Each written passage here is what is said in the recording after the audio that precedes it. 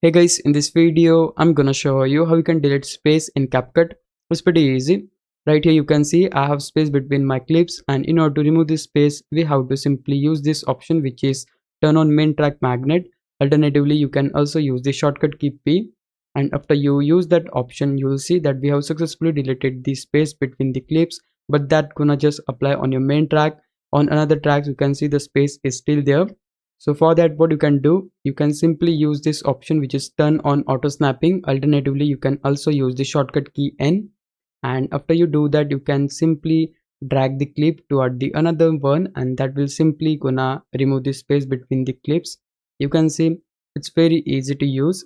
So just drag the clip toward the another one, and you'll able to easily remove the space between those clips. So yeah guys, that's it. This is the only way you have in order to delete this space in CapCut. Hope this video helped you out. If it did, please leave a like and subscribe my channel. Thanks for watching.